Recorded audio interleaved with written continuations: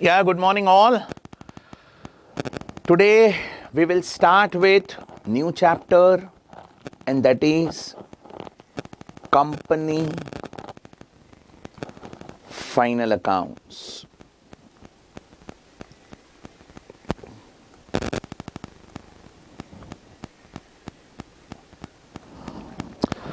In this chapter there are two areas.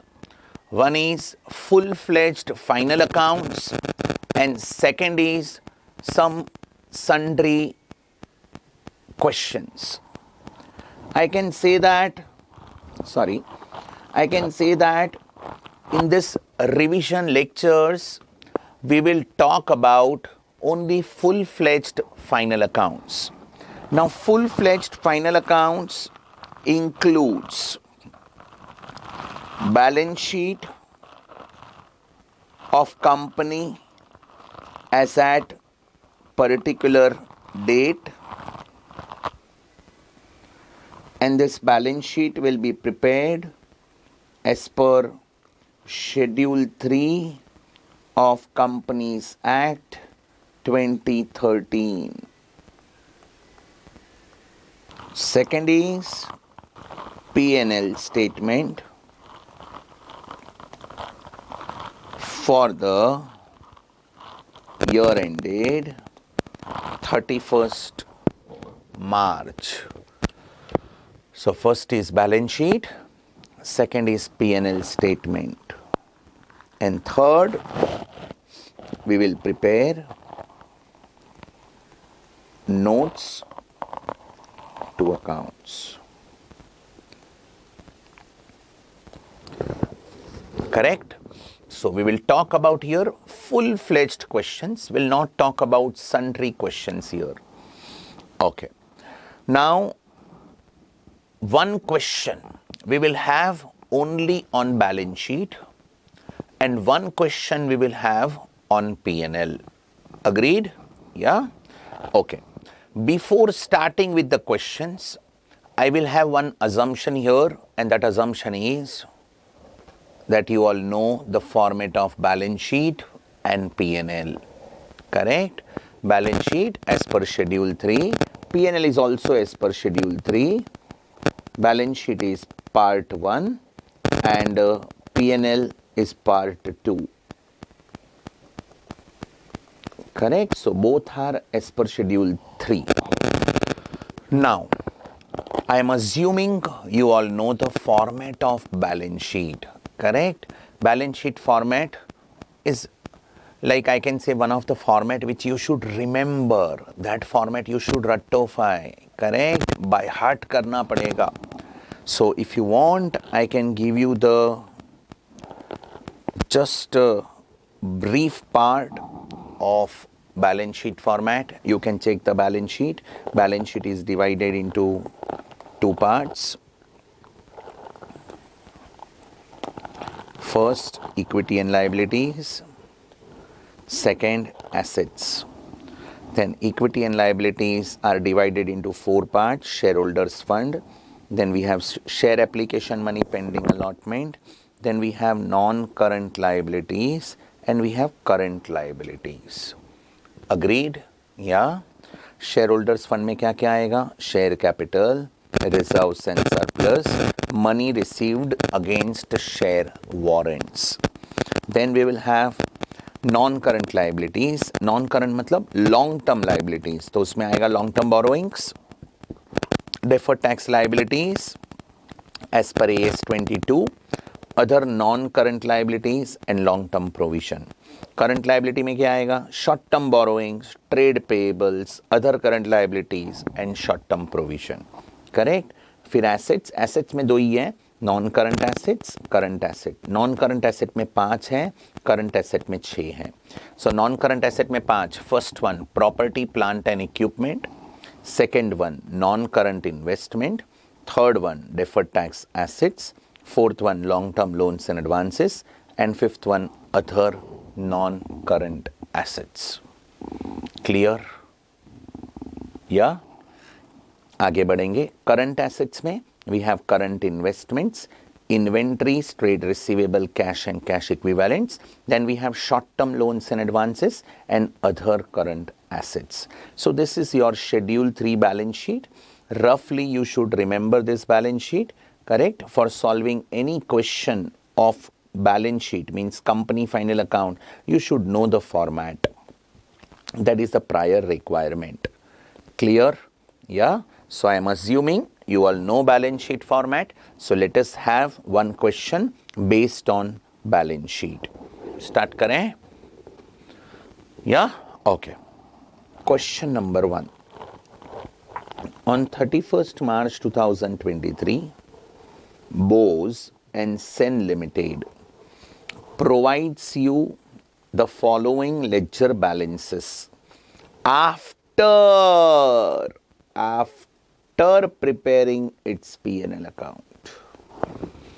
P&L बनाने के बाद ये ट्रायल बैलेंस दिया है, बैलेंसेस दिए हैं for the year ended 31st March 23. So in this question P&L is already prepared, correct? We have to just prepare balance sheet as per Schedule 3. So this is our trial balance after P&L, and they have given 5 information. You are not required to give previous year figures. You are required to prepare the balance sheet of the company as on 31st March 23 as per revised Schedule 3 of Companies Act 2013. अभी final account chapter में student को normally doubt क्या आता है मालूम है? Sir question start कहाँ से करने का? Okay, so in this question our required part is balance sheet. तो पहले बैलेंस शीट ड्रॉ कर देने का. Blank balance sheet you have to draw. For that you should remember the balance sheet. If you remember, then you can draw this particular balance sheet. पूरा blank balance sheet draw कर देने का. Correct? Blank balance sheet draw होने के बाद we will start with adjustments and information. So adjustment and information से start करने का. एक एक चीज का इफेक्ट्स देते जाएंगे, फिर ट्रायल बैलेंस सॉल्व करेंगे for remaining items. Correct? Now let us begin. पहले काम करते हैं, क्वेश्चन डिस्कस कर लेते हैं. मेरे साथ रहना.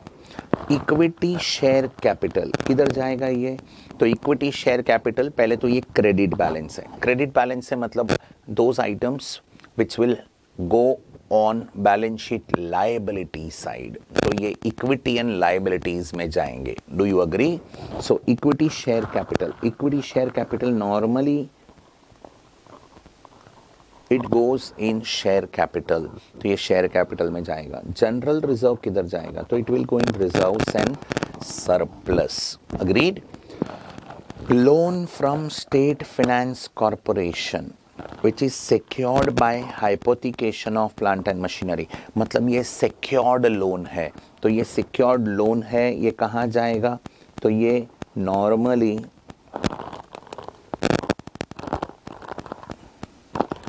long term borrowings में जाएगा. But bracket में कुछ information दिया है that out of 10,50,000 loan repayable within 1 year is 2 lakh. बोलता है 2 लाख का लोन है ना, 1 साल के अंदर पे करना है. सो ये 10,50,000 है ना, उसमें से 8,50,000 is payable after 1 year. तो ये 8,50,000 लॉन्ग टर्म बोरोइंग्स में जाएगा.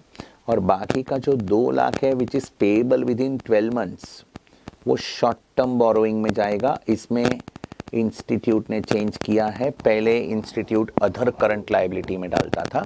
Now institute is putting this in short term borrowings. Correct? So short term borrowings में जाएगा. Next, loan, unsecured loan, unsecured loan. So this will go in long term borrowings. Next is sundry creditors. Sundry creditors will go in current liabilities. Next is calls in advance. Now calls in advance will be our other current liabilities. Current liabilities में ही जाएगा but other current liabilities में जाएगा. ये creditors current liability में किधर जाएगा? Trade payables में जाएगा, correct? P&L account. Now P&L is already prepared and they have given P&L balance. It will be our surplus, so it will go in reserves and surplus. Next item is provision for tax. Now provision for tax is given in trial balance. तो ये कहाँ पे जाएगा? Short term provision में जाएगा. कहाँ जाएगा बेटा? लायबिलिटी साइड पे शॉर्ट टर्म प्रोविजन में जाएगा. Dividend payable. Dividend payable is our other current liability and dividend distribution tax. Now actually dividend distribution tax is abolished, it is not there, correct? Earlier dividend distribution tax was there, so if it is there in question, so how to deal with it? जो effect dividend का देंगे वही effect DDT का देने का, dividend distribution tax का देने का. So dividend will go in other current liability, तो डीडीटी भी कहाँ पे लेके जाएंगे बेटा? Other current liability. बोलो इतना समझा? Have you understood till this? It is credit balance bifurcation. I hope you all understood this. Now next, debit balance का क्या करना है? Calls in arrears. Calls in arrears का इफेक्ट कहाँ देते हैं? So calls in arrears will go in less from share capital. Share capital में से माइनस करेंगे. अग्रीड? या then next, land, building, plant and machinery, furniture, ये चारों किधर जाएगा? ये चारों पीपीई में जाएगा, करेक्ट? और ये चारों पीपीई में जाएगा तो ये चारों का कौन सा वैल्यू है? तो building, machinery and furniture after depreciation रहेगा, मतलब WDV पे रहेगा. एंड लैंड ओरिजिनल कॉस्ट पे रहेगा बिकॉज लैंड पे डिप्रिशिएशन नहीं होता है. Do you agree with this? या देन नेक्स्ट, स्टॉक. कौन सा स्टॉक है बेटा ये? This is given in trial balance, मतलब ये क्लोजिंग स्टॉक है. ट्रायल बैलेंस में दिया है P&L is already prepared, correct? तो एक इफेक्ट क्लोजिंग स्टॉक का P&L में गया रहेगा, दूसरा इफेक्ट हमें देना है. So this closing stock will go in balance sheet asset side. Asset में किधर जाएगा? It will go in current assets, inventory, correct? Sundry debtors कहाँ जाएगा? Current assets, trade receivable. Advance, short term, so it will go in current asset, short term loans and advances. Cash in hand, it will go in current assets. कहाँ जाएगा current asset में? Cash and cash equivalents. Balance with bank, it will go in current assets. And where it will go? Cash and cash equivalents. Preliminary expense. Now this is interesting. Preliminary expenses, logically, it should not appear in the balance sheet. It should be written off in the year in which it is incurred. Correct? But now they have given preliminary expenses in the trial balance after preparation of P&L account. Matlab, they have not written off this preliminary expenses. So now what we will do? So we will deduct this preliminary expenses from P&L account balance under reserves and surplus. In other words, it will not go on asset side. It will be deducted from P&L balance under reserves and surplus. So this will be less from P&L under reserves and surplus.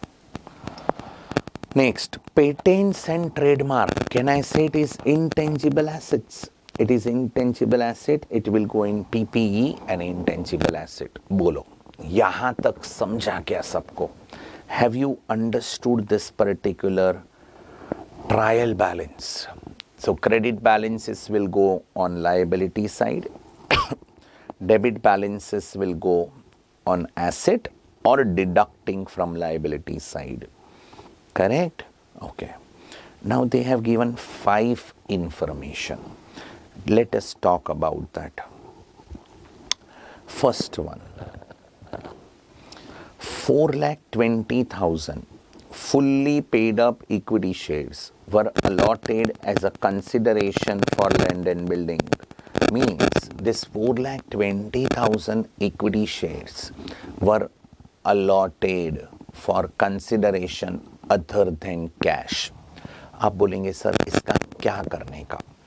First point, ये equity share allot करना है कि already allot हो चुके हैं? So the answer is already allot हो चुके हैं. So there is no journal entry required for this. There is no effect will be given for this. Correct? आप बोलेंगे तो फिर सर करने का क्या? It is just a disclosure. It will be disclosed under the head of share capital.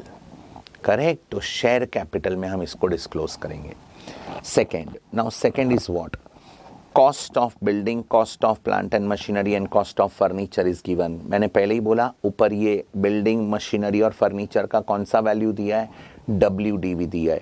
और नीचे वो लोग ने कौन सा वैल्यू दिया है? कॉस्ट दिया है. So it is just an information. It is not an adjustment. It is an information. It will help us to give the effects. That's it. इसके कोई दो इफेक्ट्स नहीं आएंगे. If you will say adjustment then it will have two effects. Correct? It will not have two effects. आगे बढ़ते हैं. Sundry debtors for 3,80,000 are due for more than 6 months. Debtors check करो कितना है. So debtor is 14 lakh. उसमें से 3,80,000 का debtors are due for more than 6 months. Are due for more than 6 months. It is just an information. It is not an adjustment. आप बोलेंगे sir करने का क्या? So the answer is very simple. We have to do bifurcation of debtors. जो भी total debtors दिए हैं 14 lakhs के उसको बाइफरकेट करेंगे. Due for more than 6 months 3,80,000 and other debtors. Correct? So again this is information. सो पहला तीनों क्या है? Information. Fourth, amount of balance with bank includes 18,000 with non scheduled bank and 5 lakh rupees deposit for a period of 9 months. तो bank balance दिया है, check करो. Balance with bank is 17,29,000. Correct? उसका बाइफरकेशन दिया है. बोलता है उसमें से 18,000 नॉन शेड्यूल बैंक का है और 5 लाख रुपीस हमने डिपॉजिट किया है for a period of 9 months. So it is just a disclosure requirement. So कैसे डिस्क्लोज करना है वो हम डिस्कस करेंगे while solving the question. आगे, unsecured loan includes 2 lakh from bank and 1 lakh from related party. Okay, ये भी disclosure है. चेक करो unsecured loan कितना है? 8,40,000. वो 840 में से 2 लाख बैंक के पास से लिया है एंड 1 लाख रिलेटेड पार्टी के पास से लिया है. सो बाकी का जो भी रहेगा वो अदर अनसिक्योर्ड लोन्स रहेगा. Again it is just disclosure requirement. Bifurcation is required under the head of unsecured loan. Clear? So I can say that this is one of the good question we have. Institute ने similar question exam में पूछा भी है. Correct? So the point of discussion in this question, all 5 are information. Either it will help us to bifurcate the particular item or it is a disclosure. कोई भी adjustment नहीं है यहाँ पे. कोई दो इफेक्ट वाले adjustments नहीं है. I hope you are understanding this. Yeah? Let us begin. अभी question arise होएगा, सर solve कैसे करने का? So first we have to draw the balance sheet. So पहले बैलेंस शीट का फॉर्मेट ड्रॉ करेंगे. So पूरा बैलेंस शीट ड्रॉ कर देने का एंड उसके बाद जो भी बाइफरकेशन यहाँ पे किया है उसके नोट्स बनाने का. For that we will prepare notes to accounts. तो like we have share capital, तो share capital का नोट बनेगा, reserves and surplus का नोट बनेगा, long term borrowing का नोट बनेगा. करेक्ट? शॉर्ट टर्म बोरोइंग का नोट बनेगा, करंट लायबिलिटी बनेगा, अदर करंट लायबिलिटी बनेगा. So likewise notes we have to prepare. फिर इधर पीपीई का नोट बनेगा, inventory, trade receivable, short term loans and advances, जो भी आइटम्स हैं सबके नोट्स बना देने का. करेक्ट. जहाँ पे भी एक दो आइटम दिखा वहाँ पे 4 to 5 लाइन्स का नोट बनाने का. Share capital always half page बनाने का एंड रिजर्व्स भी हाफ पेज बनाने का, because we may have multiple items in these 2 areas. Correct. चलो, सो पहले फॉर्मेट ड्रॉ करो and then related notes to accounts draw करो. उसके बाद क्वेश्चन स्टार्ट करने का, सॉल्व करने का. अभी कैसे करने का? तो we will start with adjustments and information. Correct. So first information is 4,20,000 fully paid up equity shares were allotted as a consideration for land and building. कुछ समझा? So 4,20,000 equity shares were allotted as a consideration for land and building. Can I say it is just a disclosure under the head of share capital? And the answer is yes. तो share capital check करो. Share capital में एक ही item दिया हुआ है यहाँ पे, and that is equity share capital. So share capital के नोट में जाएंगे. उसमें पहले ऑथोराइज्ड लिखने का. Authorised is not given in the question. Correct. Authorised is not given, so we will put question mark. Then we will have issued, subscribed, called up and paid up. In that we will have 7 lakh equity shares of rupees 10 each. Amount will be 70 lakhs. Inner column में लिखा. Correct? Okay. Equity share capital लिखने के बाद immediately check करने का, इसमें से कुछ माइनस होता है. तो क्या माइनस होता है? Calls in arrears. क्वेश्चन में कॉल्स इन अरियर्स दिया है क्या? हाँ दिया है, तो उसको हम कंसिडर कर लेंगे अभी. So calls in arrears will be deducted. Do you agree with this? So calls in arrears minus करेंगे 7,000. Outer column 69,93,000. Correct? And there is one disclosure. Share capital में disclosure है, and that disclosure is issue of shares for consideration other than cash. तो देखो disclose कैसे करना है. Out of the above, 4,20,000 fully paid up equity shares were allotted as a consideration for acquisition of land and building. Correct? So this is our disclosure. And finally, total सब last में करेंगे. जो जो adjustment and information आया उसका effects देते जाने का. So this is our end. This is the end of first information. I hope everybody understood this. Now let us go for second one. Second is cost of building, cost of plant and machinery and cost of furniture. मतलब यहाँ पे 3 asset दिए हैं, rather 4 दिए हैं. Land, building, plant and machinery and furniture. ये चारों PPE के नोट में जाएंगे. करेक्ट. तो आ जाओ पीपीई में. PPE note number 7. It is your property, plant and equipment. ये नोट नंबर क्या है बेटा? 7. नाउ नोट नंबर 7 में क्या क्या आएगा? पहले लैंड, फिर बिल्डिंग, फिर plant and machinery, furniture and fixtures. 4 asset थे. या लैंड का कॉस्ट ट्रायल बैलेंस में ही दिया था 14 lakhs. WDV भी 14 lakhs रहेगा. करेक्ट. ये टेबल बनेगा. कॉस्ट PFT मतलब provision for depri and WDV. Building का कॉस्ट इंफॉर्मेशन में दिया है. WDV ट्रायल बैलेंस में दिया है. सो डिफरेंस मिल जाएगा PFT.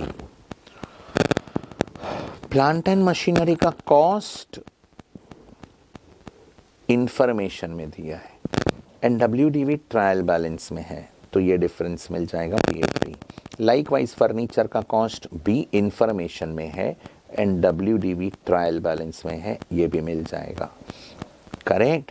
So whatever information was given related to cost of building machinery and furniture, ये तीनों कॉस्ट कॉलम में लिखा, एंड ये जो फिगर्स यहाँ पे दिए थे ये सब फिगर्स हमने WDV में लिखे. Agreed? Yeah, so that was our number 2. Now number 3. Sundry debtors for 3,80,000 are due for more than 6 months. It is just a bifurcation requirement. 14 lakh का डेटर्स है, चेक करो डेटर्स 14 lakhs, उसमें से बोलता है 3,80,000 is due for more than 6 months. तो अपने को डेटर्स का नोट में जाने का, ट्रेड रिसीवेबल्स का नोट ये रहा. नाउ ट्रेड रिसीवेबल के नोट में हम क्या करेंगे? सो ट्रेड रिसीवेबल के नोट में सन्ड्री डेटर्स लिखने का, due for more than 6 months 3,80,000, and other debtors 10,20,000, total 14 lakhs. That's it. Correct. Just disclosure required, just bifurcation is required. Next, we are done with third. Fourth. Now fourth is interesting. The amount of bank balance. Bank balance है कितना? तो bank balance है 17,29,000. उसमें से 18,000 with non schedule bank and 5 lakh का deposit for a period of 9 months. तो बाकी का जो बैलेंस रहेगा that is other. Correct. Bank वाले नोट में जाओ, नोट नंबर 11.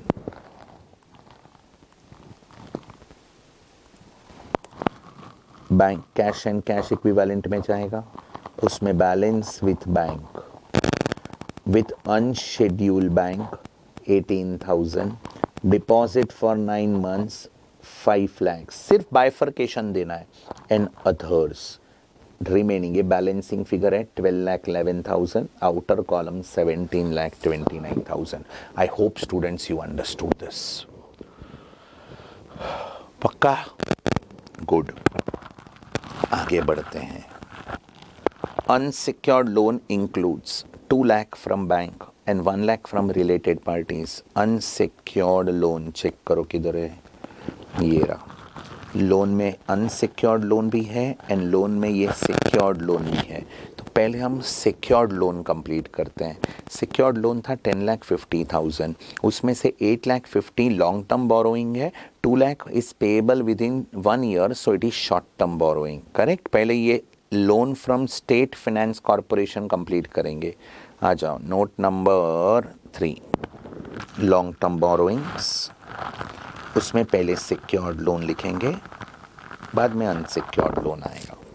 सिक्योर्ड लोन में loan from state finance corporation. Correct. कितना था? 8,50,000. ब्रैकेट में लिखा secured by hypothecation of plant and machinery, disclosure required. Correct. Okay. Unsecured loan में क्या आएगा? तो अनसिक्योर्ड लोन का इंफॉर्मेशन दिया हुआ है इधर. Unsecured loan 2 lakh from bank, 1 lakh from related party, और टोटल अनसिक्योर्ड लोन था 840. So total was 840. उसमें से loan from bank was 2 lakh, loan from related parties were 1 lakh and other 5,40,000. Correct. ये हो गया अपना loans. That's it.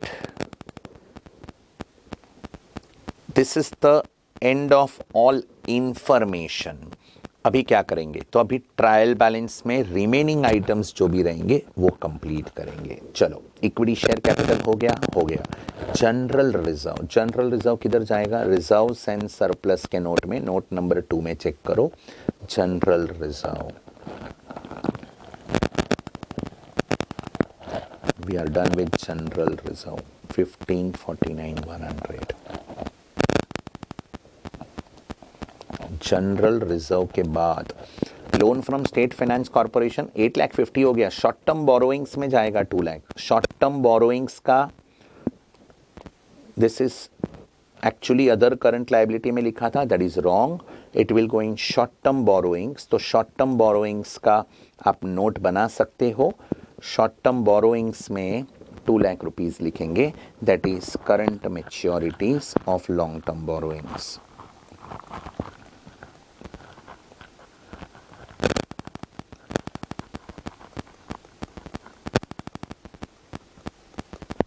long term borrowings. Correct? 2 lakh. I hope you understood this. Next, loan हो गया, दोनों secured unsecured हो गया. Sundry creditors, current liabilities trade payable में 14 lakhs. Sundry creditors, current liabilities 14 lakhs. Correct? Next,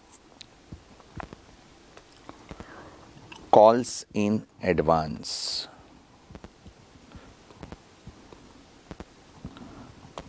Calls in advance, other current liabilities. So ये other current liabilities में जाएगा.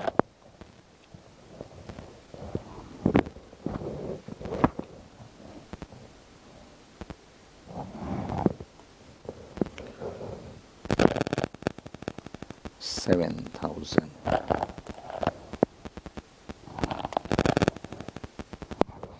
Correct? Next,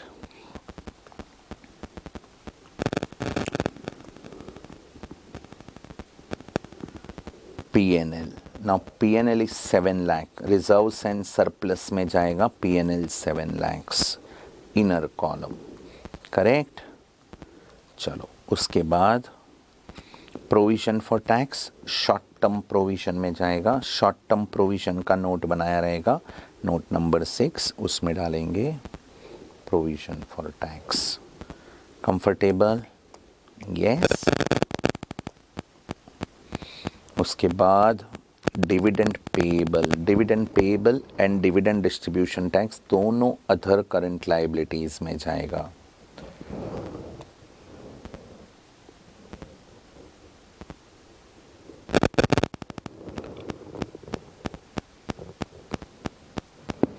Correct?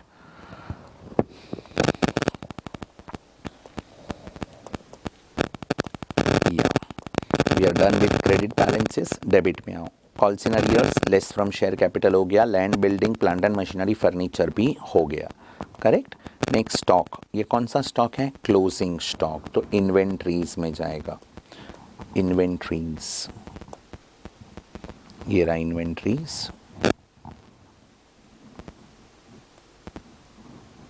सो inventories में लिख देंगे. करेक्ट? चलो उसके बाद डेटर्स हो गया. Advances, short term loans and advances.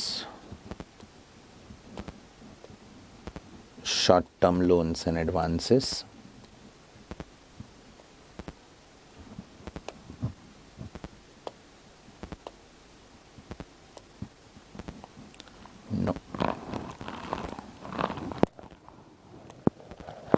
Note number 12, 298, 900. So short-term loans and advances. Correct? And उसके बाद कैश इन हैंड, ये किधर जाएगा? करंट एसेट में. So cash in hand will go in current asset.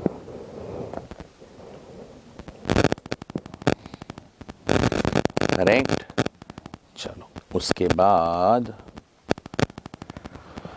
Preliminary expenses. Preliminary expense P&L से minus करेंगे तो note number 2 में रहेगा. ये रहा P&L और उसमें से प्रिलिमिनरी एक्सपेंस माइनस करेंगे. And patents and trademark, so it is intangible asset. Intangible asset note number 8, 4 lakh. That's it. Trial balance भी कंप्लीट किया. सो क्या स्टेप्स फॉलो करेंगे? फर्स्ट वन, पहले बैलेंस शीट का फॉर्मेट ड्रॉ करने का, then notes to accounts draw करने का. करेक्ट? उसके बाद में एडजस्टमेंट एंड इंफॉर्मेशन से स्टार्ट करने का. उसके बाद ट्रायल बैलेंस में रिमेनिंग आइटम्स का इफेक्ट देने का. एंड लास्ट वन, सब नोट्स क्लोज करने का एंड सारे फिगर्स बैलेंस शीट में डाल देने का. Then we will have this particular tallied balance sheet. तो शेयर कैपिटल टोटल करेंगे 6993 आएगा. Correct? So 69,93,000. This 69,93 will go in balance sheet. Next, reserves and surplus total करेंगे 21,56,000 आएगा.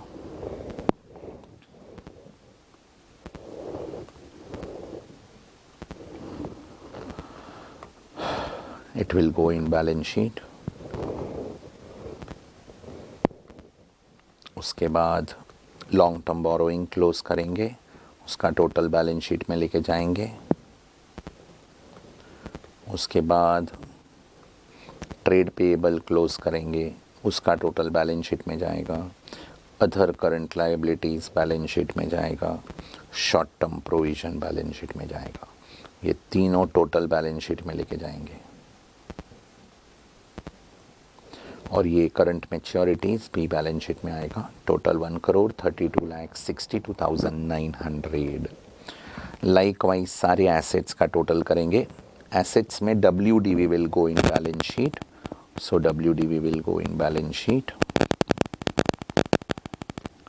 फिर इंटेंजिबल एसेट का टोटल करेंगे.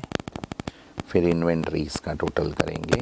ट्रेड रिसीवेबल का total, cash and cash equivalent का total, short term loans and advances का टोटल. करेक्ट. ये सब टोटल लिख देंगे बैलेंस शीट में and finally balance sheet tally हो जाएगा. Do you agree with this balance sheet? Correct. या this is our balance sheet question. I hope you understood question number 1. Now all of you read question number 2. Yeah, so students, I hope you must have read question number 2. Now this question is based on P&L statement, that is P&L account. Correct. Let us discuss this question in detail. Question number 2. Okay, before starting with P&L, you should know the format of P&L. Correct. Now P&L format एक बार go through करते हैं. Quickly check it out. P&L statement for the year ended. First we will have revenue from operations, मतलब sales. Correct. Other incomes means all other incomes. P&L credit वाले सारे incomes लिखेंगे इसमें. Then we have total revenue, that is our number 3. ये दोनों का total करने का. Then we have expenses. Expense में 7 items हैं. First one, cost of material consumed. Second, purchase of stock in trade, मतलब purchases. Third, changes in inventory. Changes in inventory मतलब opening stock and closing stock का difference लिखने का. So opening closing stock का difference, तो opening minus closing. Employee benefit expense means salary, wages, employee related जो भी expense रहेंगे सब इसमें आएंगे. Finance cost में क्या आएगा? interest on loan. Correct. Depreciation and amortization. It includes depreciation on tangible assets and amortization of intangible assets and other expense. बाकी सारे expense other expense में डाल देने का. Then we will have total expenses. फिर number 3 minus number 4 करेंगे तो profit मिलेगा. That is total revenue minus total expense. We will have profit. That profit is before exceptional item, extraordinary items and tax. फिर exceptional item adjust करेंगे तो we will get profit before extraordinary item and tax. फिर extraordinary item adjust करेंगे, will get profit before tax. फिर tax adjust करेंगे, will get profit और loss for the period. Correct. This is the format. I am assuming you know this format and I am assuming you have rectified this format. Correct. ये format बाहर करना पड़ेगा. So again step number 1, पहले P&L का format draw करने का. Then जो भी related notes रहेंगे, relevant notes रहेंगे, वो notes बनाने का. Correct. उसके बाद question start करने का. Again start कहाँ से करेंगे? Adjustment and information से start करेंगे, फिर ट्रायल बैलेंस में जाएंगे. Same procedure we have to follow. Correct? Okay. Now let us discuss this question. In this question, check required part. You are supposed to prepare a statement of P&L as per Schedule 3 of Companies Act 2013 for the year ended 31st March 2023. So P&L we have to prepare. First item, 7% debentures. सोच समझ के बोलना, ये P&L में जाएगा कि ये balance sheet में जाएगा. So the answer is it will go in balance sheet under long term borrowings. तो यहाँ पे इग्नोर करेंगे because we are preparing P&L. Correct. Interest कितना परसेंट है? 7%. तो 7% इंटरेस्ट चेक करो. 339,150 आ रहा है and debenture interest is given in the question 339,150. So there is no outstanding debenture interest in this question. Correct? Okay. Plant and machinery at cost. ये कहाँ जाएगा? Debenture कहाँ जाएगा? हमने क्या डिस्कस किया? Debenture will go balance sheet, liabilities, long-term borrowings. Correct? Okay. Plant and machinery कहाँ जाएगा? So again this will go in balance sheet. Asset में जाएगा, PPE में. तो ये P&L में नहीं आएगा. ट्रेड रिसीवेबल कहाँ जाएगा? ये भी बैलेंस शीट में जाएगा, करंट एसेट में. ये भी P&L में नहीं आएगा. हाँ, प्लांट एंड मशीनरी का डेप्रीशिएशन P&L में आ सकता है. ट्रेड रिसीवेबल का bad debts and RDD P&L में आ सकता है. Land, again this will go in balance sheet, it will not come in P&L, it will go in balance sheet asset PPE. Debenture interest, obviously debenture interest will come in P&L. So debenture interest का effect P&L में आएगा. P&L में कहाँ पे आएगा? Income में के expense में? तो आंसर इज एक्सपेंस में आएगा. एक्सपेंस में किधर जाएगा? तो एक्सपेंस में 7 आइटम है. 7 आइटम में से ये फाइनेंस कॉस्ट में जाएगा. Correct? Okay. Bank interest, bank interest we have debit balance है, मतलब हमने पे किया है. Again it will be P&L, it will go in finance cost. Correct. Next, sales, sales will go in P&L और ये income में जाएगा. Income में revenue from operations first item में जाएगा. ट्रांसफर फीस, ये क्या होता है? शेयर ट्रांसफर फीस, ये कंपनी का इनकम है, सो ये भी P&L में जाएगा. अदर इनकम, क्रेडिट बैलेंस है, चेक करो.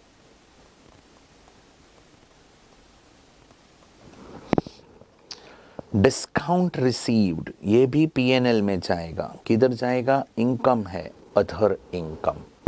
यहां तक समझा? पक्का? Next, purchases. Purchases will go in P&L in purchase of stock in trade. Inventories, ये कौन सा इन्वेंट्री है? ओपनिंग स्टॉक है, सो ये चेंजेस इन इन्वेंट्री में जाएगा. चेंजेस में जाएगा. फैक्ट्री एक्सपेंस किधर जाएगा? P&L में जाएगा. P&L में किधर? एक्सपेंस में जाएगा. एक्सपेंस में किधर? अदर एक्सपेंस में जाएगा. रेट्स, टैक्सेस एंड इंश्योरेंस, ये भी P&L में जाएगा. किधर? अदर एक्सपेंस में जाएगा. रिपेयर्स किधर जाएगा? P&L में जाएगा. अदर एक्सपेंस में जाएगा. सन्ड्री एक्सपेंस P&L में जाएगा. अदर एक्सपेंस में जाएगा.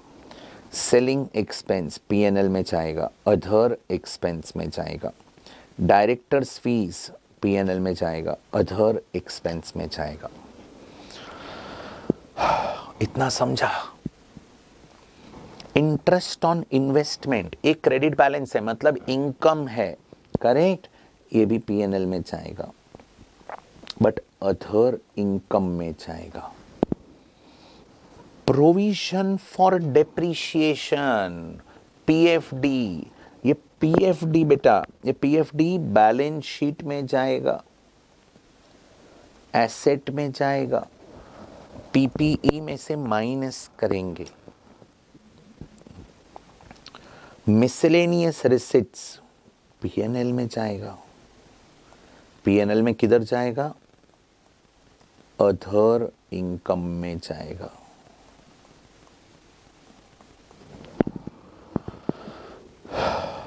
क्लियर? पक्का? We have 6 informations here. First, closing stock. Now, closing stock is given in the adjustment. So, closing stock का 2 इफेक्ट आता है। एक बैलेंस शीट में, एसेट में, इन्वेंट्री में आएगा। दूसरा पीएनएल में, एक्सपेंस में, चेंजेस इन इन्वेंट्री में आएगा। करेक्ट?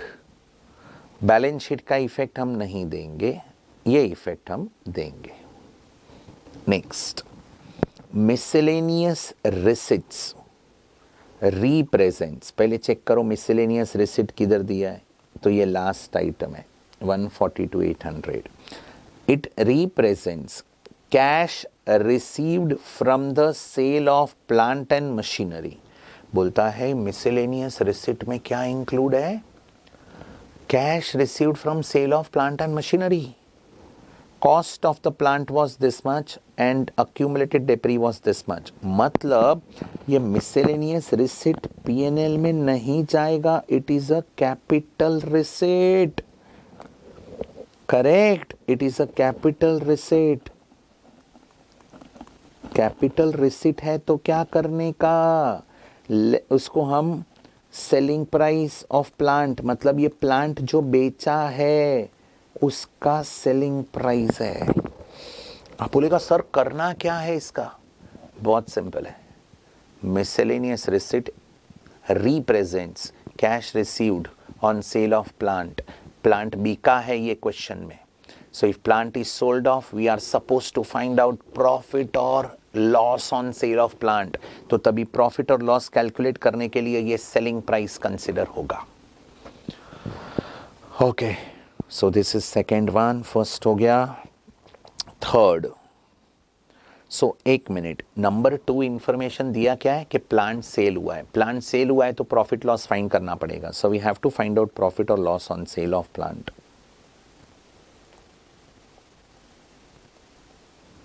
करेक्ट? आगे, the land is revalued at 1,08,63,000। बोलो, लैंड अपवर्ड रीवैल्यू हुआ है। लैंड है कितना? लैंड है 97,37,000। अपवर्ड रीवैल्यू हुआ है तो 2 इफेक्ट क्या देंगे पहले वो बोलो। एक एड टू लैंड तो बैलेंस शीट में जाएगा, एंड दूसरा इफेक्ट क्या देंगे? Revaluation reserve. अपवर्ड रिवैल्यूएशन है तो रिवैल्यूएशन रिजर्व में जाएगा, और ये रिजर्व्स एंड सरप्लस में दिखेगा, मतलब ये भी बैलेंस शीट में जाएगा। तो इन शॉर्ट ये एडजस्टमेंट का इफेक्ट अपने को पीएनएल में देना है कि नहीं देना है? नहीं देना है। If it is downward revaluation तो हम उसका इफेक्ट पीएनएल में देते हैं। Correct? First time downward revaluation रहेगा तो पीएनएल में जाएगा, but it is upward revaluation so it will go in revaluation reserve. Next, depreciation on plant and machinery on cost. So depre provide करना है, 2 effect आएगा। एक बैलेंस शीट में जाएगा, दूसरा पीएनएल में आएगा। सो पीएनएल का इफेक्ट देंगे। Then make provision for tax 25%। Provision का जर्नल एंट्री क्या होता है? What is the journal entry of provision for tax? तो entry is PNL account debit to provision for tax. एक इफेक्ट लायबिलिटी साइड पे short term provision में जाएगा, दूसरा इफेक्ट पीएनएल में देंगे। तो पीएनएल का इफेक्ट हम देंगे। The board of directors declared a dividend at 10% on equity share on 4th April 2023. Now, directors ने डिविडेंड डिक्लेयर किया है 4th April. 4th April means after balance sheet date. Correct? means this event is occurring after balance sheet date. So as per AS4 revised, this dividend is non-adjusting event. It should not be adjusted on 31st March 2023 balance sheet. Do you agree with this? तो आप बोलेगा करने का क्या है? It will be disclosed in notes to accounts. So it will have no accounting, just disclosure required. वो भी notes में डिस्क्लोज करने का कि directors have declared dividend of 10% on equity shares. That's it. Correct. तो आप बोलेगा सर फिर ये डिविडेंड रिकॉर्ड कभी होगा? तो जो साल में डिक्लेयर किया वो साल में रिकॉर्ड होगा. It is declared in 2023-24, so it will be recorded in 23-24. Next year के बैलेंस शीट, नेक्स्ट ईयर के पीएनएल में आएगा. Do you agree with this? In other words, it is appropriation. PNL में नहीं आएगा, but we will deduct it from reserves and surplus. But next year में आएगा, current year में नहीं आएगा. That's it. So this is our question. Very good question we have. Let us start solving this question. We will prepare P&L statement. So पहले format draw करेंगे, फिर relevant notes to accounts बनाएंगे, and then we will start with information. So I am starting with the information.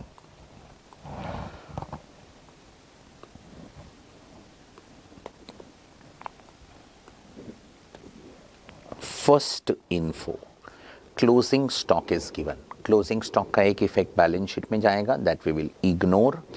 PNL में जाएगा changes in inventory में. So देखो अपना PNL format ready है, एंड चेंजेस इन इन्वेंट्री का हमने नोट नंबर 4 बनाया है. सो नोट नंबर 4 में क्या आएगा? Changes in inventories of stock in trade. In that we will have opening stock minus closing stock. और ये opening stock का फिगर ट्रायल बैलेंस में दिया है. सो ओपनिंग स्टॉक का इफेक्ट हमने दे दिया, एंड क्लोजिंग स्टॉक का भी एक इफेक्ट दे दिया. अग्रीड? या okay. Let us start with second one. Miscellaneous receipts represents cash received from sale of plant. मतलब प्लांट सेल किया है, उसमें प्रॉफिट और लॉस फाइंड करना पड़ेगा. सो प्रॉफिट और लॉस कैसे फाइंड करेंगे? So let us have calculation for that. Cost of plant sold was 165,750. तो देखो प्रॉफिट और लॉस का हमने वर्किंग किया रहेगा, और प्रॉफिट और loss on sale of plant का इफेक्ट पीएनएल में आएगा. बाकी कोई इफेक्ट पीएनएल में नहीं आएगा. करेक्ट. जब भी एसेट सेल करते हैं तो सेलिंग प्राइस रिसीव करते हैं, उसका इफेक्ट बैलेंस शीट में आता है. पीएफटी को बुक से निकालते हैं, उसका इफेक्ट भी बैलेंस शीट में आता है. सिर्फ प्रॉफिट और लॉस का इफेक्ट पीएनएल में आता है. सो वेयर प्रॉफिट और loss on sale of plant will appear, so it will appear. अगर प्रॉफिट है तो it will appear either in exceptional item or in other income. दो जगह है, दोनों में से कहाँ पे भी you can show either exceptional item or other income. Correct. Loss रहेगा तो exceptional item और other expense. सो यहाँ पे हमने exceptional item में बताया है, that is our note number 8. और एक्सेप्शनल आइटम में हमने कैलकुलेट किया है प्रॉफिट और लॉस. तो देखो कैसे आता है प्रॉफिट और loss on cell. Pay attention. In other words, exceptional item में आएगा profit on sale of plant and machinery 1915. अब ये 1915 कैसे कैलकुलेट किया है? सो वर्किंग नोट बनाया है इसका, working note 1, that is selling price of machinery 142,800 minus WDV. कैसे मिलता है WDV? तो 165,750 माइनस 24,865. तो चेक करो जो मशीनरी बेचा उसका ओरिजिनल कॉस्ट कितना था? 165,750. उस पर डेप्री कितना था? 24,865. तो माइनस करेंगे तो वी विल गेट WDV. तो original cost minus PFD, we will get WDV. That WDV will be compared with selling price. Selling price is 142,800. WDV is 140,885. So we will get profit of 1915, and 1915 will appear in exceptional item. Do you agree with this? Correct. Alternatively, it can be shown under other income. So 1915. चलो आगे बढ़ते हैं. We are done with second. Third, land is revalued. There is upward revaluation. तो upward revaluation will not appear in P&L. एक effect land में add करेंगे, दूसरा effect revaluation reserve balance sheet में जाएगा. Next, depreciation should be provided on plant and machinery at 10% on original cost. So plant and machinery पे depreciation provide करना है. So plant and machinery पे depreciation, by the way plant and machinery का original cost कितना था? 37,43,400. ये original cost था. But इसमें से एक plant and machinery sale हुआ है 165,750 के ओरिजिनल कॉस्ट वाला, तो वो माइनस कर देंगे. माइनस करने के बाद जो भी वैल्यू बचेगा उस पे 10% डेप्री कैलकुलेट करेंगे. सो आ जाओ, डेप्रीशिएशन का नोट बनाया रहेगा. ये रहा note.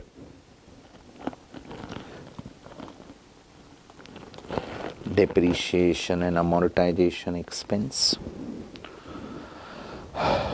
Depreciation on plant and machinery 37,43,400 was original cost. इसमें से जो मशीनरी बेचा उसको माइनस कर देंगे. सो जो भी वैल्यू बचेगा उस पे 10% depre. And the answer is 357,765. I hope everybody understood this. Next, make provision for tax 25%. तो ये 25% कैलकुलेट किस पे करने का? So it will be calculated on net profit before tax. तो net profit before tax ये रहा, उस पे 25% हम कैलकुलेट करेंगे. So my current tax will be 25% of 601,850. थोड़ी देर में आएगा, तभी हम लिखेंगे.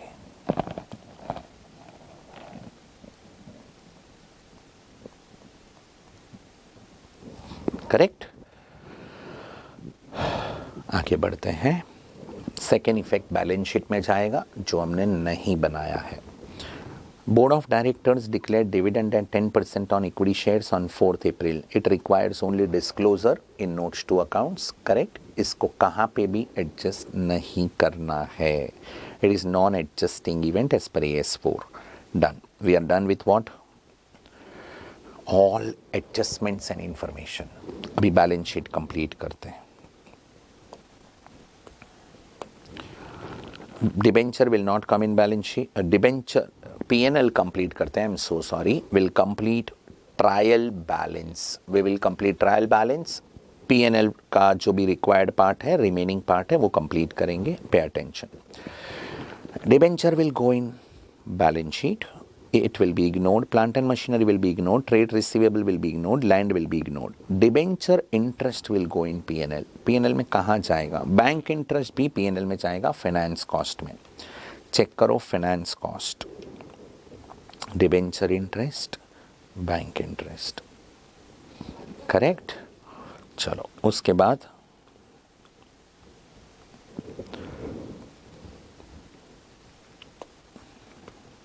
sales will go in revenue from operation.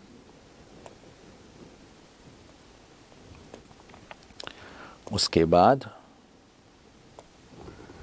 Transfer fees, discount received, ये दोनों किधर जाएगा? Transfer fees and discount received, ये दोनों अदर इनकम में जाएगा. Correct. Next, purchases will go in purchase of stock in trade.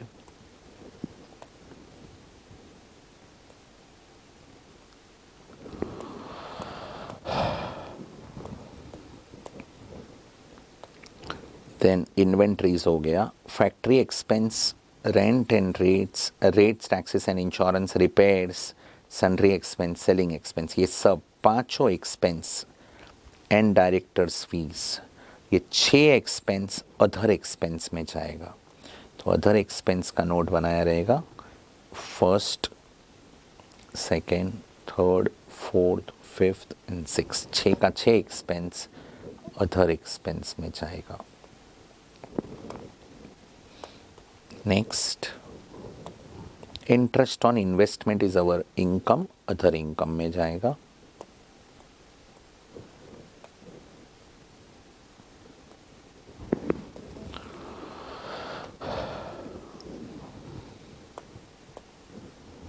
Provision for debris will go in balance sheet.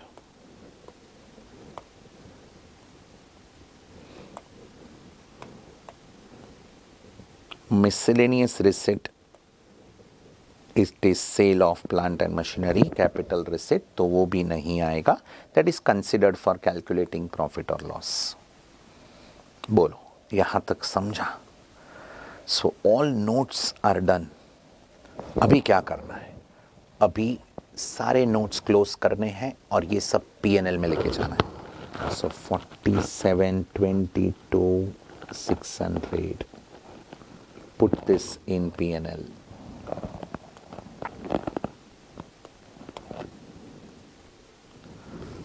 Other income का total करेंगे 159,550. अभी ये दोनों का टोटल करेंगे तो टोटल इनकम मिलेगा, that is total revenue. Do you agree with this? फिर purchase of stock in trade का टोटल करेंगे.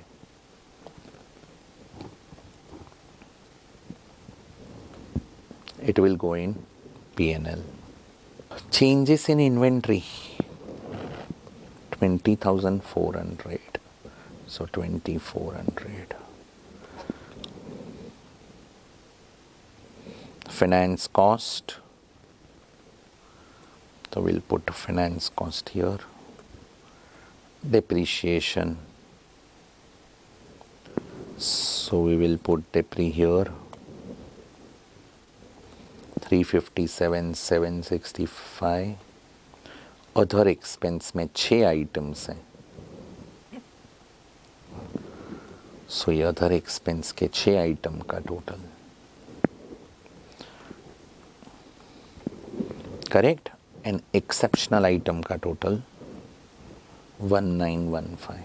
एक मिनट, पहले इतना आया, अभी एक्सपेंस का टोटल कर दो. That is our total expenses. फिर हमें क्या मिलेगा? Total revenue minus total expense, we will get profit. मतलब 3 - 4 करेंगे या A - B करेंगे, विल गेट प्रॉफिट. प्रॉफिट में से एक्सेप्शनल आइटम एडजस्ट करना है. अभी एक्सेप्शनल आइटम में profit on sale of plant था तो वो ऐड होएगा, लॉस रहेगा तो माइनस करेंगे, तो विल गेट 601,850. फिर extraordinary items. Extraordinary items में क्या आ सकता है? Loss by fire, loss by theft, loss due to earthquake and so on and so forth. There is no abnormal items, there is no extraordinary items. We will get 601,850. Do you agree with this? Then we'll have tax expense. तो ये net profit before tax आया 601,850. So 601,850 का 25% calculate करेंगे, we will get 150,463. And then we will calculate profit or loss for the period. This is final net profit, and this profit will be transferred to balance sheet under reserves and surplus. That's it. This is your P&L. सच बोलो, ये समझा कि नहीं समझा? So balance sheet format by heart होना चाहिए, P&L by heart होना चाहिए. Correct? That's it. This is the end of final account. Thank you very much.